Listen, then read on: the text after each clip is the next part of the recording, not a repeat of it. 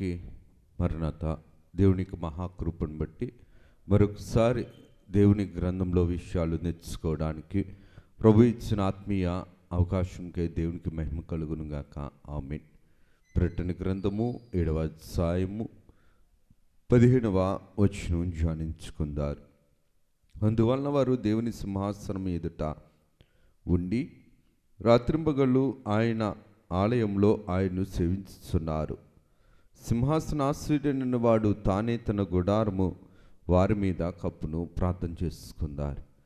సర్వోపకారుడా, సర్వశక్తిమంతుడా, కొద్దివారము దీవించుము. నీ గ్రంథంలోని విషయాలు ధ్యానించటానికి, వినటానికి, గ్రహించుకోవడానికి, నేర్చుకోవడానికి తగిన పరిశుద్ధాత్మ తండ్రి గారి యొక్క సర్వ సహాయంను, సహకారంను, సమృద్ధిని మీరు మాకు అందించుము. మీరు మాతో ఉండుము, మాలో ఉండుము.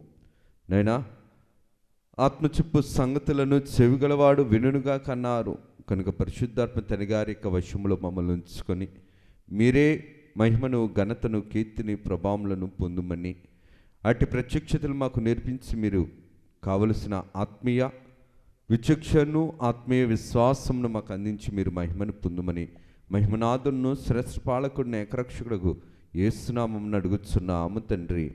ఆమేన్. త్రిత్వదేవుని దీవెనాశీర్వాదములు, శుభములు, మేలులు, ఉపకారములు ప్రభు నిండుగా మెండుగా అనుగ్రహింపచేస్తూ ప్రభు దైవ ప్రత్యక్షతలను, దైవ ప్రసన్నతను, దైవ సన్నిధి అనుభవాలను ప్రభు నిండుగా మెండుగా మనకు అనుగ్రహింపచేస్తూ ప్రభు మహిమ పొందును గాక. ఆమేన్. దేవుని యొక్క ఆత్మీయ జీవితంలో సంఘము వధు సంఘముగా మార్చబడటానికి, సంఘము వధు సంఘముగా తీర్చబడి పరలోకంలో ప్రభువుని చేర్చుకోవడానికి భూలోకంలో సంఘములో దైవ సన్నిధి ప్రత్యక్షతలు, దైవ సన్నిధి యొక్క అనుభవములు మహోన్నతమైనవి, ప్రాముఖ్యత కలిగినది.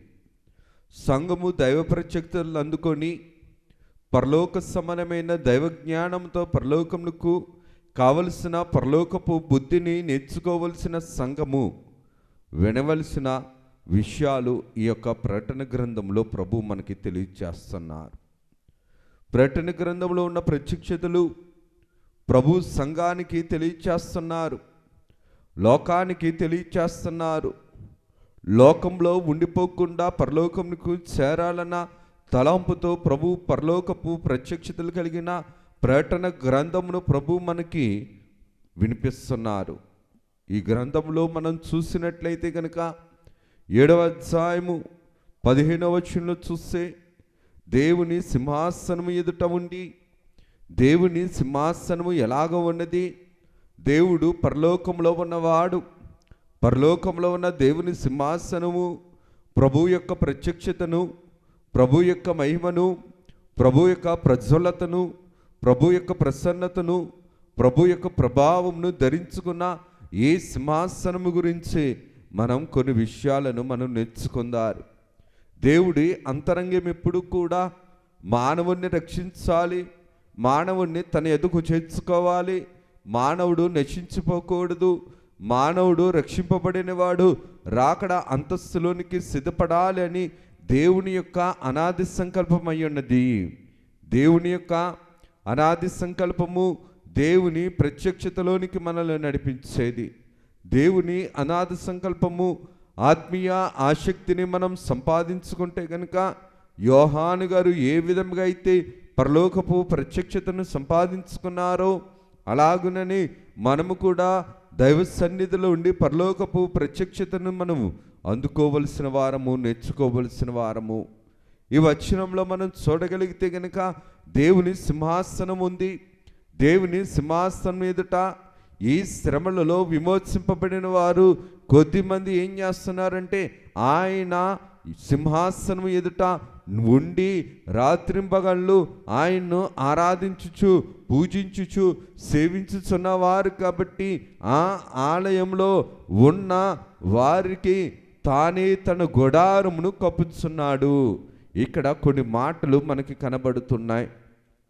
ప్రభు సింహాసనం యొద్ద ఉన్నవారు శ్రమానుభవం కలిగిన వారు, శ్రమల్లో దేవుణ్ణి తెలుసుకున్నవారు, శ్రమల్లో లోకమును విడిచిపెట్టిన వారు, శ్రమల్లో మారు మనసు పొందిన వారు, శ్రమల ద్వారా దేవుని కార్యమును దేవుని చిత్తమును తెలుసుకున్న వారు, వీరు ప్రభు సింహాసనం ఎదుట నిలవబడిన వారు, ప్రభు సింహాసనం ఎదుట రాత్రింపగళ్ళు దేవుణ్ణి ఆరాధిస్తున్న వారు. ఏమిటి సింహాసనం అంటే?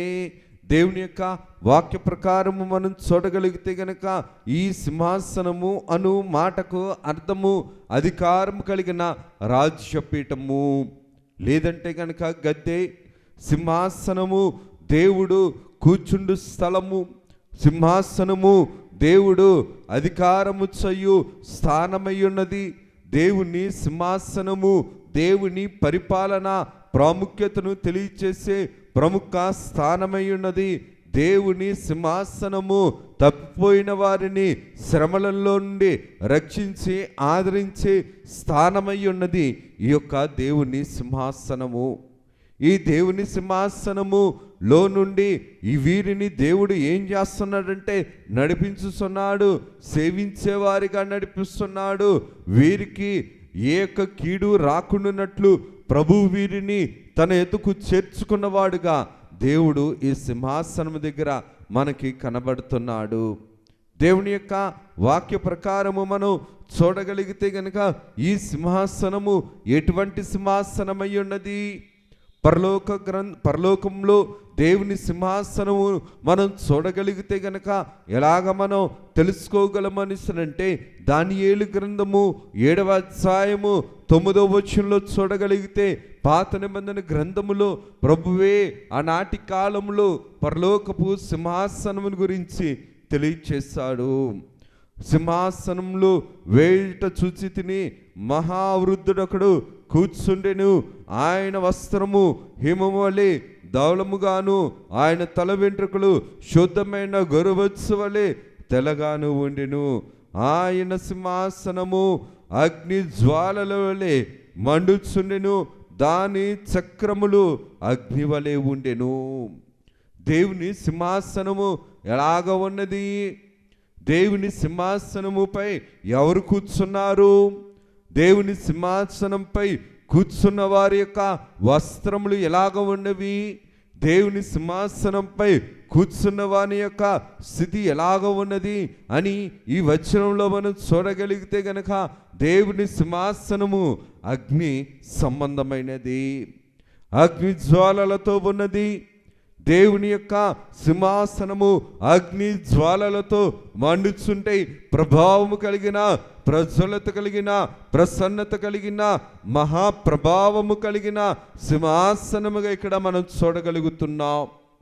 దేవుని సింహాసనం మీద దేవుడు కూర్చుండేటప్పుడు మహాకురువృద్ధుడి వలె, మహావృద్ధుని వలె ప్రభువు అక్కడ దానియేలు గ్రంథములో కనబడుచున్నాడు. ఈ యొక్క వృద్ధుని యొక్క వస్త్రములు ఎలాగ ఉండవనిస్తారంటే హిమము కంటే తెల్లని ధవళ వస్త్రముల వలె ఈయన వస్త్రములు ఉండుట అక్కడ ఆనాటి కాలములో దానియేలు గారు చూస్తారు. ఇక్కడ మనం చూసినట్లయితే కనుక యోహాను గారు చూస్తున్నారు. సంఘములో ఉన్న మనము దైవ సన్నిధి అనుభవంతో దైవ సన్నిధిలో దేవుని యొక్క మహిమ స్థితిని చూడవలసిన వారమై ఉన్నాం. దేవుని యొక్క కార్యమును మనం చూడగలిగితే గనక ఈయన వస్త్రములు దాళుమలను, ఈయన తల వెంట్రుకలు ఇలాగ ఉన్నవంటే శుద్ధమైన గొర్రెబొచ్చులు తెల్లగా ఉండెను. సింహాసనమేమో మండుచూ ఉన్నది, కూర్చున్న వారేమో మహావృద్ధుని వలె ఉన్నారు. ఈయన వస్త్రములేమో ధవళము వలె తెల్లగా ఉన్నవి, వాళ్ళ వెంట్రుకలు కూడా తెల్లగా కనబడుచున్నవి. ఏమిటి యొక్క వచనములో ఉన్న ప్రత్యక్షత ఏమిటి? ప్రాముఖ్యత ఏమిటి? ప్రకటన గ్రంథములో 7వ అధ్యాయములో ఈ సింహాసనం యొక్క ప్రత్యక్షత ప్రాముఖ్యత ఏమిటి?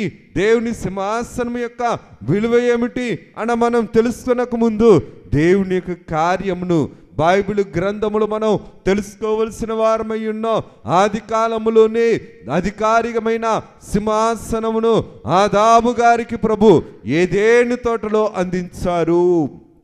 ఏదెను తోటలో ఆదాము గారితోటి దేవునితో ఉండేటప్పుడు, ఆదాము గారు దేవునితో ఉండేటప్పుడు ఏదేని తోటలో రాజ్యము మీద, సృష్టి అంతటి మీద రాజ్యము చేయటానికి అధికారం అనే సింహాసనమును ప్రభు ఇచ్చారు.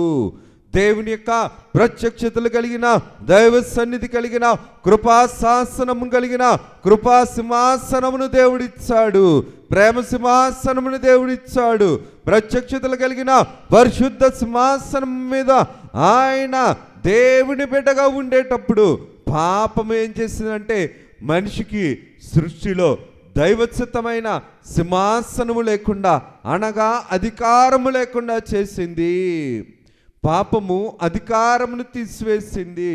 పాపము శాపగ్రస్తమైన దుస్థితిలోనికి నడిపించింది.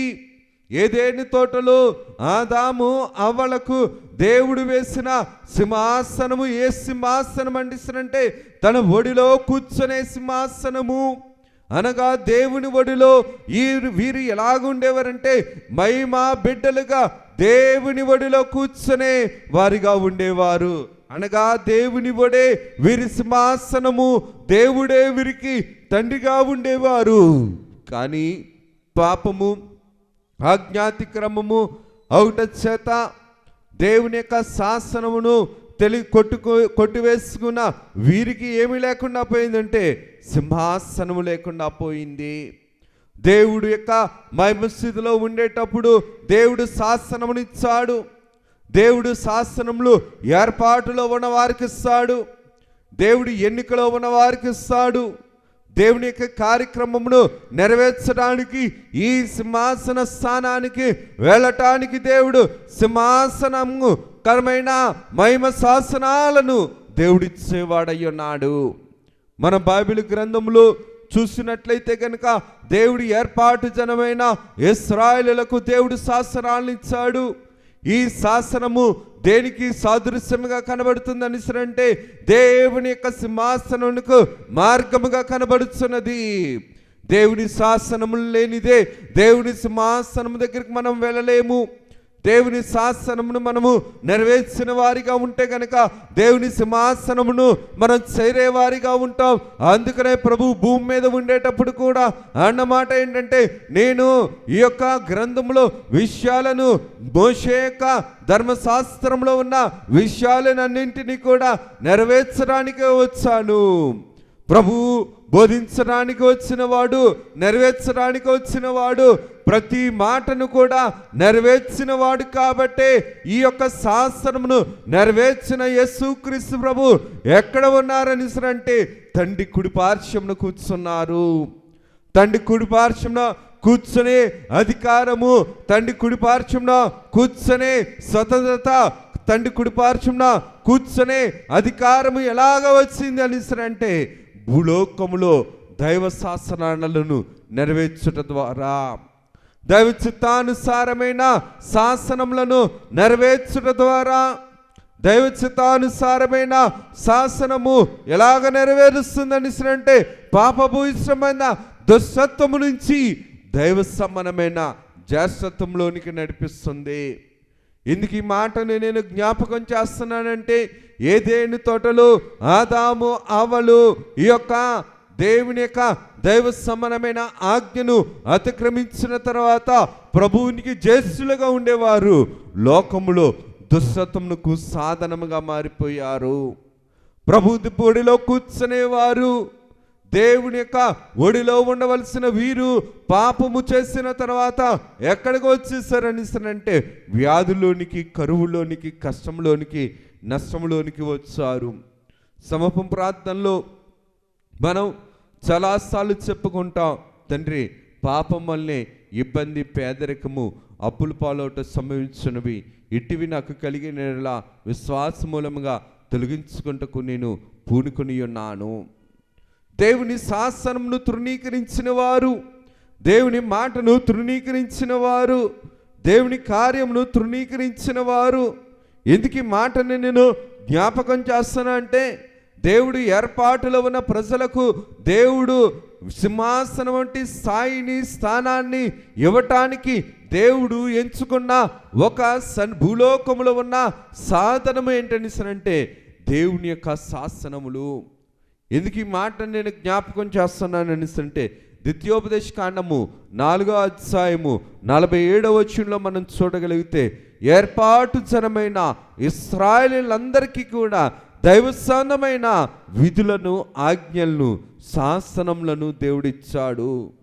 శాసనము దేనికోసమంటే శపింపబడిన బ్రతుకును విడుదల అందించడానికి, విమోచన అందించడానికి దేవుడు ఎంచుకున్న స్థలము, స్థానము, మార్గము దైవ శాసనములు అయ్యున్నవి. ఈ దైవ శాసనములు ఎక్కడికి నడిపిస్తాయంటే రక్షణ అనే కృపాశాసనంలోనికి నడిపిస్తాయి. ఈ కృపాశాసనము ఎక్కడికి నడిపిస్తుంది అంటే మధ్యాకాశంలోనికి నడిపిస్తుంది. ఈ మధ్యాకాశము ఎక్కడికి నడిపిస్తుంది అంటే మహిమ సింహాసనానికి నడిపిస్తుంది. పాపం ఎక్కడికి నడిపిస్తుంది? పాపము శాపానికి నడిపిస్తుంది. పాపము మరణానికి నడిపిస్తుంది. మరణము ఆత్మీయ జీవితమైన రెండవ మరణానికి కూడా తీసుకొని పోతుంది. పాపం యొక్క స్థితి దిగుడు మెట్లు. కానీ దేవుని యొక్క వాక్య ప్రకారం మనం చూడగలిగితే గనుక, దేవుడు రాయించిన మాటను మనం చూడగలిగితే, హెబ్రీ పత్రిక 4వ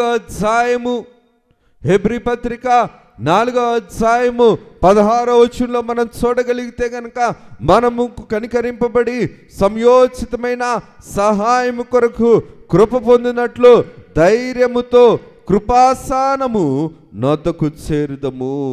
కృపాసనము ఏమిటి? ఈ కృపాసనము దేవుని యొక్క దైవ సంబంధమైన కృపను అందించే దేవుని కార్యమై ఉన్నది, దేవుని ఉద్దేశమై ఉన్నది, దేవుని చిత్తమై ఉన్నది.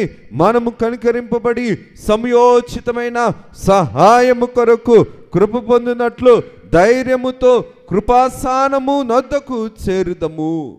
సింహాసనము, పరలోకములో సింహాసనము చేరాలంటే దేవుని యొక్క సన్నిధిలో కృపాసనము దగ్గర మనం స్థిరపరచబడిన వారమై ఉండాలి. ఏమిటి కృపాసనము? ఈ కృపాసనము ఎక్కడ దొరుకుతుంది? లోకంలో దొరికేది కదా. దైవభక్తి దేవుని దగ్గర దొరుకుతుంది, కానీ దైవభక్తి దేవుని దగ్గర దొరకదు కదా. దైవశక్తి దేవుని దగ్గర దొరుకుతుంది, కానీ లోకము దగ్గర, దైవము దగ్గర దైవశక్తి దొరకదు కదా. దైవ విషయాలు దేవుని దగ్గర దొరుకుతాయి, కానీ లోకములో దొరకవు కదా. అలాగుననే కృపాస్థానము ఎక్కడ దొరుకుతుంది అంటే కృపామయుడగు యేసు క్రీస్తు యొద్ద మాత్రమే దొరుకుతుంది. ఈ కృపామయుడగు యేసు క్రీస్తు ప్రభు మనకు కృపనిచ్చేవాడు. అనగా పాపము, శాపమును, పాపమును, వ్యాధిని, శిక్షను, కరువును, ఆయాసమును, దుఃఖమును, కష్టమును, నష్టమును, చిక్కును, వ్యాధిని తీసుకొని వస్తే దేవుడు ఆనందమును, సంతోషమును, పరిశుద్ధమును, జీవమును, పునరుద్ధాన బలమును, అలాగుననే ఆనందకరమైన జీవితమును, మహిమానందమును, సత్యానందమును, నిత్యానందమును ప్రభు మనకి ఇచ్చేవాడై ఉన్నాడు. దుఃఖమును కలుగు చేసేది సైతానైతే, ఆనందమును దూరము చేసేది అపవాది అయితే గనక, ఆనందం ఇవ్వగలిగే దేవుడు, సంతోషం ఇవ్వగలిగే దేవుడు కృపను తన యొద్ద నుండి మన యొద్దకు పంపించి మనల్ని ఎలా చేస్తున్నాడంటే ధైర్యపరిచేవాడై ఉన్నాడు. ఎందుకు ఈ మాటను నేను జ్ఞాపకం చేస్తున్నానంటే, వీరు కూడా శ్రమలో ఉన్నవారే, బాధలో ఉన్నవారే, తెగుల్లో ఉన్నవారే. ఈ యొక్క 6వ ముద్రను విప్పిన తరువాత 7వ ముద్రలోనికి వెళ్ళకముందు దేవుని ఉగ్రత చేత ఉండబడేటప్పుడు 4 దేవదూత గారు వచ్చి వీరిని చేర్చుకున్నవారు, 12 గోత్రాలలో దేవుడు ఏర్పాటు చేసుకున్నవారు దేవుని మందిరములో దేవుణ్ణి ఆరాధించేవారు. దేవుని మందిరానికి వచ్చి దేవుణ్ణి ఆరాధించకుండా లోకమును ఆరాధించేవారు కాదు, లోకమును చేర్చుకునేవారు కాదు, లోకమును చూసేవారు కాదు, లోకముతో ఉండేవారు కాదు, లోక జ్ఞానము లేనివారు, లోక ప్రాంతము లేనివారు, లోక ఆలోచన లేనివారు, లోకముతో సంబంధము లేనివారు, శ్రమలలో దేవుణ్ణి తెలుసుకున్నవారు, శ్రమలలో దేవుని యొక్క దైవశక్తిని గ్రహించిన వారు దేవుడు తప్ప మరొక విమోచకుడు లేడని పరలోక సింహాసనాన్ని ఆసీనుడైన యేసుక్రీస్తు ప్రభువుని రాత్రింపగళ్ళు భయభక్తులు కలిగి కృతజ్ఞత కలిగి ఆయన ఆలయంలో దేవుని మందిరంలో దేవుని సన్నిధిలో దేవుని ఎదుట సాగిలపడుతున్న వారు, దేవుణ్ణి ఆరాధిస్తున్న వారు, దేవుని యొక్క సింహాసనం ఎదుట వీరి యొక్క అయోగ్యతను ఒప్పుకున్నవారు, దేవుని సింహాసనం దగ్గర వీరి అయోగ్యతను ఒప్పుకుంటూ రాత్రింపగళ్ళు దేవుణ్ణి సేవిస్తున్నవారు, పూజిస్తున్నవారు. కీర్తనల గ్రంథంలో కూడా మనం చూడగలిగితే గనక కీర్తనలు 91వ కీర్తనలో మనం చూస్తే గనక ఆయన తన రెక్కలతో నన్ను కప్పును, నిన్ను కప్పును. ఎప్పుడు శ్రమ రాకుండా, శోధన రాకుండా, వ్యాధి రాకుండా, బాధ రాకుండా అప్పుడు కాపాడే దేవుడే ఇప్పుడు కాపాడబట్టకై, మనము కాపాడబట్టకై నిత్యము తన యొక్క కృపనే దయనే కాపుదలను కప్పుతున్నవ దేవుడు. అందుకనే ఈ అధ్యాయంలో మనం చూడగలిగితే కనుక వచనంలో చూడగలిగితే తానే తన గుడారమును వారి మీద కప్పెను. దేవుని ఆలయంలో ఏ గుడారం ఉన్నది? దేవుడే ఆలయముగా ఉన్న ఈ యొక్క దేవుని పరలోక సమానమైన స్థితిలో ఏ యొక్క గుడారములో ఉండగలుగుతున్నాము, ఏ యొక్క గుడారమును వీరు ధరించుకోగలిగారు అనిసరంటే దేవుడు మహిమ గుడారంలో ఉన్న వీరు, దేవుని యొక్క అంతరంగంలో ఉన్న వీరు, దేవుడు కాపాడాలని సంకల్పం కలిగిన వీరు దేవుని చేత కాపాడబడుతున్న వారు, దేవుని చేత పోషింపబడుతున్న వారు, దేవుని చేత రక్షింపబడుతున్న వారు, దేవుని ఆత్మ చేత నింపబడుతున్న వారు, దేవుని ఆత్మ పొదుగులో పోషింపబడుతున్న వారు, వీరు దేవుని చేత కప్పబడుతున్న వారు, దేవుని యొక్క దైవ సంబంధమైన కాపుదల్లో దేవుడు నడిపించుకుంటున్నవారు. ఎందుకు ఈ మాటను నేను జ్ఞాపకం చేస్తానంటే దేవుని యొక్క రాజ్యములో విశ్వాసి విధేయతతో ఉండేటప్పుడు దేవునికి సింహాసనం వేస్తాడు. విశ్వాసి సంఘములో లోకానికి విధేయత చూపిస్తుండేటప్పుడు దేవుని వాక్యమునకు అవిధేయత తెలియచేస్తాడు. దేవుడు విశ్వాస జీవితంలో సాధన చేసుకోవడానికి దేవుడు ఎంచుకున్న స్థలము ఆయన ప్రక్క గాయంలో వచ్చిన సంఘము. ఆ సంఘము దేవునికి విధేయత చూపించే సంఘముగా ఉన్నదా, అవిధేయత చూపించు లోకమును ఆధారం చేసుకునే లోకాశక్తి కలిగిన వారిగా ఉన్నారా? మనల్ని మనం గమనించుకోవలసిన వారమై ఉన్నాం. లోకములో ఉన్న వారికి అవిధేయత అవిశ్వాసమే ఉంటుంది. శ్రమస్తే లోకాన్ని ఆధారం చేసుకుంటారు, బాధొస్తే లోకమును ఆధారం చేసుకుంటారు, వ్యాధొస్తే లోకమును ఆధారం చేసుకుంటారు. కానీ విశ్వాసికి శ్రమొస్తే దేవుణ్ణి ఆధారము చేసుకుంటాడు. విశ్వాసికి శ్రమ వచ్చినా, బాధ వచ్చినా, కష్టం వచ్చినా, వ్యాధి వచ్చినా దేవుణ్ణి ఆధారం చేసుకున్నవారు, దేవుడి మాటను తలపోస్తున్నవారు, దేవుడి వాగ్దానము ప్రకారము వాగ్దానమును తలంచుకొని దేవుని వారసత్వములో నుంచి దైవ సంబంధమైన జనసత్వంలోనికి వెళ్ళటానికి దేవుడు నియమించుకున్న స్థితే ఈ యొక్క సింహాసన స్థానమై ఉన్నది. దేవుని సింహాసనంలోనికి వెళ్ళాలి అనిసరంటే దేవుని వారసత్వంలో ఉండవలసిన మనము వారసత్వంలో నుంచి జనసత్వంలోనికి, జనసత్వంలో నుంచి దేవుని సింహాసనంలోనికి వెళ్ళవలసిన వారము. యాషావుకు కూడా వారసత్వం వచ్చింది కానీ జనసత్వాన్ని కాపాడుకోలేకపోయాడు, జనసత్వాన్ని నిలుపుకోలేకపోయాడు. కానీ యాకోబు మాత్రము ఏమై ఉన్నాడు అనిసరంటే జనసత్వాన్ని కాపాడుకున్నాడు. యాకోబుల నుంచి ఇచ్చిన యాషావు కూడా, యోసేపు కూడా దేవుని యొక్క వాక్య ప్రకారం మనం చూడగలిగితే గనక యాకోబు కుమారుడైన యోసేపు గారు కూడా వారసత్వాన్ని కాపాడుకోగలిగాడు కాబట్టే జనసత్వాన్ని నిలుపుకోగలిగాడు ఆయన. దేవుని యొక్క వాక్యములు మనం చూడగలిగితే ఎన్ని శ్రమలు అన్ని దానములు అన్నట్లు, ఎన్ని శ్రమలు ఎన్ని దానములు అన్నట్లు దానములకు దాత అయినటువంటి, దానములకు స్థానమైనటువంటి దైవ సన్నిధి అనుభవంతో దైవ శక్తితో లోకంలో ఉన్న శ్రమను జయించే వారముగా ఉండగలగాలి. లోకంలో ఉన్న శ్రమ దైవ స్థితిని పాడు చేస్తే, లోకంలో ఉన్న శ్రమ దైవ సన్నిధి అనుభవంను తొలగిస్తే, దైవ స్థితిని తొలగింపచేస్తే ఇంకా విశ్వాస అనే నామము, విశ్వాసం అనే పేరు ఎలాగుంటుంది? విశ్వాసకి ఉండవలసింది దేవుని యొక్క సన్నిధిలో దృఢమైన సంకల్పము, దృఢమైన నిశ్చయత, దృఢమైన సమర్పణ, దృఢమైన స్థితి. దేవుని కార్యముల పట్ల ఉన్నప్పుడు దేవుడే ఎంత బలహీనుడైనా సరే తండ్రి గారి మాట ప్రకారం మనం చూడగలిగితే, నీ బలహీనత తట్టు చూడకు, నా బలము తట్టు ఇదిగో చూడమన్నారు. దేవుని బలము తట్టు చూసేవారు వీరు, దేవుని బలము తట్టు విధేయత కలిగిన వారు వీరు. వీరి బలహీనతల వైపు చూడని వారు, వీరి బలహీనతలను లెక్క చేయని వారు, వీరి బలహీనతలకు స్థానం ఇవ్వని వారు, దేవుని బలమునకు దైవశక్తికి బలమునిచ్చేవారు, స్థానం ఇచ్చేవారు, దేవునికి అధికారం ఇచ్చేవారు. కాబట్టే వీరు కాపాడబడిన వారు, కాబట్టే వీరు దేవుని గుడారము చేత కప్పబడుచున్నవారు. ఇశ్రాయేలీయులకు కూడా దేవుడు ఆరాధించడానికి పరిశుద్ధ స్థలములో గుడారము కూడా కప్పబడి ఉన్నది. అతి పరిశుద్ధ స్థలమునకు వెళ్ళేటప్పుడు దైవశక్తి వారిలో ఉన్నది కాబట్టి దైవశక్తి వారిని అతి పరిశుద్ధ స్థలంలోనికి తీసుకుని వెళ్ళి మందసంలో ఉన్న శాసనములను వినగలిగే స్థితిలోనికి, నెరవేర్పు చేయే స్థితిలోనికి నడిపించుకున్నది.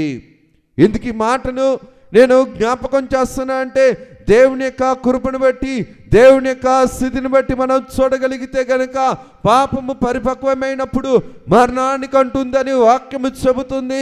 అందుకనే దేవుడు అంటున్న మాట ఏంటంటే, మరణ శాసనం ఎక్కడుండునో అక్కడ మరణ శాసనము రాసిన వాని మరణము ఆవశ్యము. హెబ్రీ పత్రిక 9వ అధ్యాయము, హెబ్రీ పత్రిక 9వ అధ్యాయము 16వ వచనాన్ని చూడగలిగితే గనక ప్రభు రాయించిన మాట, మరణ శాసనం ఎక్కడుండునో అక్కడ మరణ శాసనము వ్రాసిన వాని మరణము ఆవశ్యకము. మరణ శాసనం ఎక్కడుంది? పాపం ఎక్కడైతే ఉంటుందో, పాపం ఫలితం ఎక్కడైతే ఉంటుందో, దైవ ఆజ్ఞ అతిక్రమము ఎక్కడైతే ఉంటుందో అక్కడ శరీర మరణము, ఆత్మమరణము కనబడుతుంది.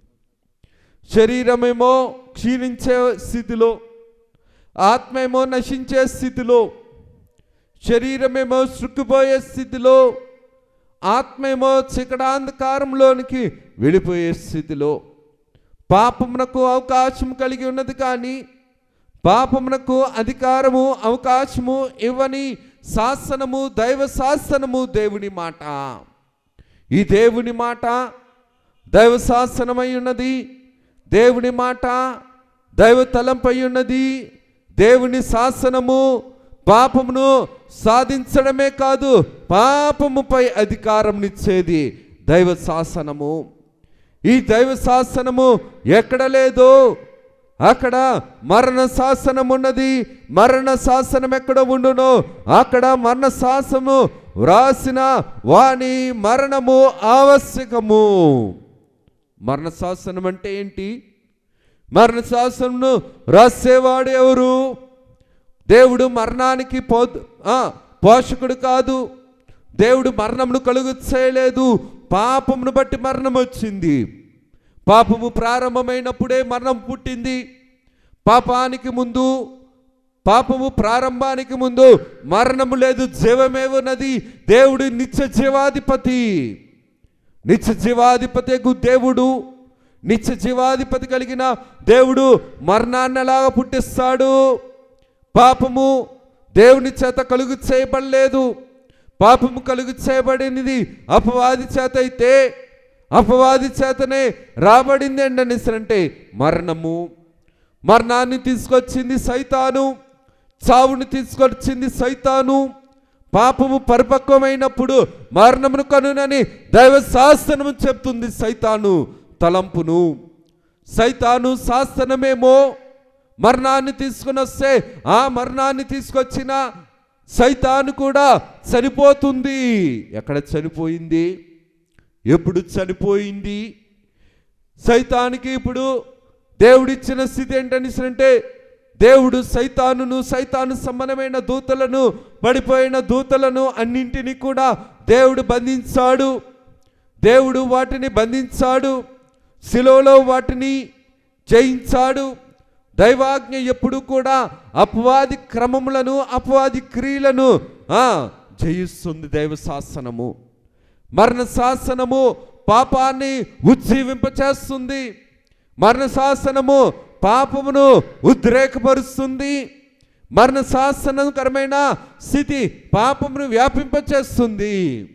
కానీ దైవ శాసనము దైవ సమానమైన దేవుని చిత్తమును, క్షేమమును, ఆనందమును, ఘనతను తెలియచేస్తుంది.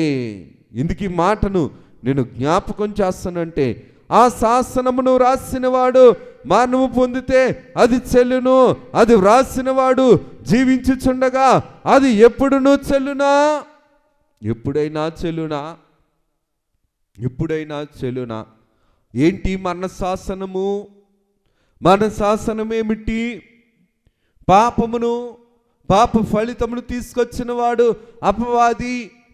అపవాది సంబంధకరమైన ఈ శాసనము వ్రాసిన వాడు మరణము పొందితే అది చెల్లును. దేవుడు శిరస్సును చితకు ద్రొక్కాడు. సిలువలో ఉండేటప్పుడు సైతాను శిరస్సును యేసుక్రీస్తు ప్రభు చితకు ద్రొక్కాడు. ఈ చితకు ద్రొక్కిన సైతాను శిరస్సు ఎక్కడ చితక ద్రొక్కబడిందంటే సిలువనే సింహాసనం దగ్గర చితక ద్రొక్కబడింది. ఈ సిలువనే సింహాసనంలో ఏముందని? శ్రముంది, వేదనుంది, కరువుంది, అవమానముంది, పాపము తెచ్చిన మరణముంది. ఈ మరణమునంతటిని కూడా జయించిన వాడు ఎవరని అంటే సర్వోన్నతుడగు యేసుక్రీస్తు ప్రభువు. సర్వోన్నతుడగు యేసుక్రీస్తు ప్రభు, సర్వశక్తుడగు యేసుక్రీస్తు ప్రభు మరణానికి కూడా దాసుడవుతే ఎలాగ దేవుడవుతాడు? దేవుడు అనేవాడు మరణమును జయించేవాడై ఉండాలి కదా. దేవుడు అనేవాడు మరణమును శాసించేవాడై ఉండాలి కదా.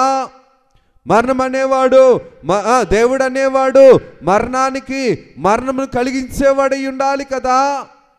దేవుడు అనేవాడు కూడా మరణిస్తే దేవుడు ఎలాగవుతాడు? దేవుడు అనేవాడు మరణానికి స్థానముగా ఉంటే దేవుడు అనేవాడు ఎలాగుంటాడు? ఎందుకు ఈ మాటను నేను జ్ఞాపకం చేస్తానంటే, వీరు శ్రమలతో చనిపోకుండా దేవుడు వీరిని 7వ ముద్రలోనికి వచ్చేటప్పటికి రక్షించడానికి తన దేవదూతలను పంపించాడు. దేవదూతల చేత, దైవ శక్తి చేత, దైవ తలంపు చేత, దైవ సంకల్పము చేత వీరు రక్షింపబడిన వారు, ఆరాధింపబడుతున్న వారు, దేవుణ్ణి కొనియాడుతున్న వారు వీరు. ఇటువంటి వారు ఈ యొక్క పాపములను కప్పును. వీరు కూడా పాపము చేసిన వారు, శాపము పొందినవారు. కానీ దేవుని యొక్క తలంపును బట్టి, దేవుని యొక్క కార్యక్రమంను బట్టి వీరి తప్పులన్నీ కూడా క్షమించబడ్డాయి. వీరి తప్పులన్నీ కూడా క్షమింపబడ్డాయి.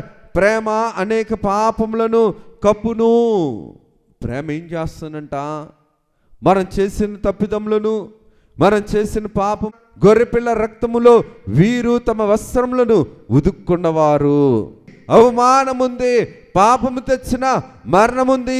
ఈ మరణమునంతటిని కూడా జయించిన వాడు ఎవరని అంటే సర్వోన్నతుడగు యేసుక్రీస్తు ప్రభువు.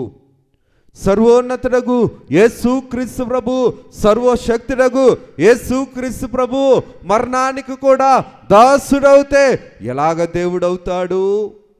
దేవుడు అనేవాడు మరణమును జయించేవాడై ఉండాలి కదా. దేవుడు అనేవాడు మరణమును శాసించేవాడై ఉండాలి కదా. మరణం అనేవాడు దేవుడు అనేవాడు మరణమును కలిగించేవాడై ఉండాలి కదా. దేవుడు అనేవాడు కూడా మరణిస్తే దేవుడు ఎలాగవుతాడు? దేవుడు అనేవాడు మరణానికి స్థానముగా ఉంటే దేవుడు అనేవాడు ఎలాగుంటాడు? ఎందుకు ఈ మాటను నేను జ్ఞాపకం చేస్తానంటే, వీరు శ్రమలతో చనిపోకుండా దేవుడు వీరిని 7వ ముద్రలోనికి వచ్చేటప్పటికి రక్షించడానికి తన దేవదూతలను పంపించాడు. దేవదూతల చేత దైవ శక్తి చేత, దైవ తలంపు చేత, దైవ సంకల్పము చేత వీరు రక్షింపబడిన వారు, ఆరాధింపబడుతున్న వారు, దేవుణ్ణి కొనియాడుతున్న వారు వీరు. దేవుడు అట్టి కృపా కనికరములతో మనల్ని దీవించి వర్ధిలింపు చేసి ప్రభువు మహిమ పొందును గాక. ఆమెన్. చిన్న ప్రార్థన చేసుకుందారు. సర్వకృపానిధి దయగలిగిన తండ్రి, మీకు వందనాలు. కొద్ది వారము దీవించుము. విత్తబడిన వాక్యము దృష్టికి అంగీకారముగాను, దీవెనకరముగాను, శుభకరముగాను, ఆనందకరముగాను, ఆశీర్వాదకరముగాను మీరు నడిపించండి, మీరు ప్రేమించండి, మీరు దీవించండి, మీరు వర్ధిలింపు చేయండి. విత్తబడిన వాక్యం మీ దృష్టికి అంగీకారంగా మలుచుకొని మీరు మహిమను, ఘనతను, కీర్తిని, ప్రభావములను పొందుమని మహిమనాథును, శ్రేష్ఠ పాలకును, ఏకరక్షకుడు యేసు నామమున అడుగుచున్నాము తండ్రి. ఆమేన్. త్రిత్వదేవుని దీవెన ఆశీర్వాదముల కార్యక్రమమును ప్రభు వర్ధిలింపు చేసి పోషించి నిత్యము తన నిత్య రక్షకుడుగాను, శ్రేష్ఠ పాలకుడుగాను కార్యక్రమమునకు మనకు నిత్యము తోడుగా ఉంటూ వర్ధిలింపు చేస్తూ ప్రభువు మహిమ పొందును గాక. ఆమేన్. అందరికీ మరణాత.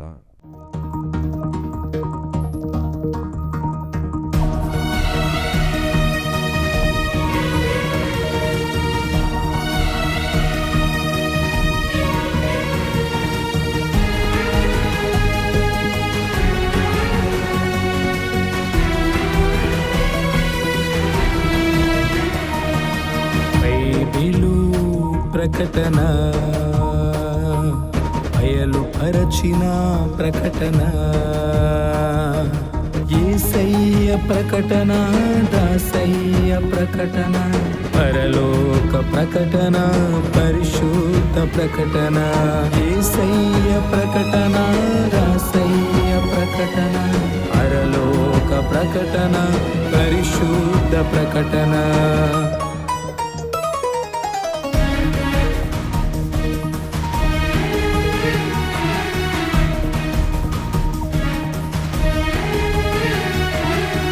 ప్రకటన, బైబిలు ప్రకటన, అయలు పరచిన ప్రకటన, విమలాత్మ ప్రకటన, విజయాత్మ ప్రకటన, విశ్వాసికి ప్రకటన, విజ్ఞాపన ప్రకటన, విమలాత్మ ప్రకటన, విజయాత్మ ప్రకటన, విశ్వాసికి ప్రకటన, విజ్ఞాపన ప్రకటన. ప్రకటన, బైబిలు ప్రకటన, బయలు పరచిన ప్రకటన.